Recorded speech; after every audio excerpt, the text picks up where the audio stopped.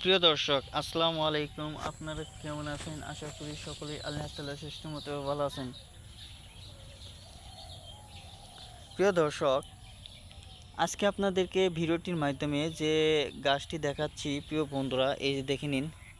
এই গাছটির নাম হচ্ছে ফ্যান গাছ। তো এই ফ্যান কিন্তু বন্ধুরা রান্না করে খাওয়া যায়, ভাজি করে খাওয়া যায়। তো পাতা কিন্তু আপনারা চাইলেও বেটে খেতে পারবেন।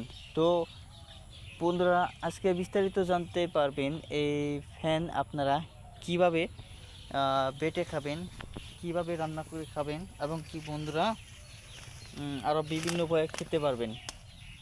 তো বিস্তারিত এই ভিডিওটির মাধ্যমে জানতে পারবেন। তো শুরুর দিকে ফিরে আসা যাক বন্ধুরা, ফ্যানের পাতা কীভাবে বেটে খাবেন। ফ্যানের পাতা বন্ধুরা বেটে খাবেন।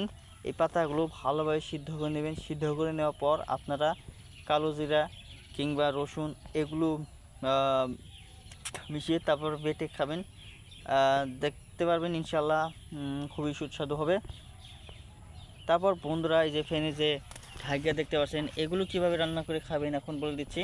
এগুলো বন্ধুরা ওই এই পাতার মতো আপনারা কি করবেন, ভালোভাবে সিদ্ধ করে নেবেন। সিদ্ধ করে নেওয়ার পর বন্ধুরা তারপর আপনারা কি করবেন, এগুলো পাটায় ছেঁচে তো চিংড়ি মাছ দিয়ে খেতে পারবেন। এটা এক উপায়। তো বন্ধুরা একটা উপায় হচ্ছে আপনারা যে কোনো মাছ দিয়ে খেতে পারবেন ছেঁচা ছাড়াই।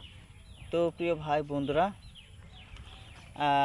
আপনাদের এই ভিডিওটি কেমন লাগলো তা অবশ্যই কমেন্টের মাধ্যমেই জানিয়ে দেবেন। ধন্যবাদ আপনাদেরকে।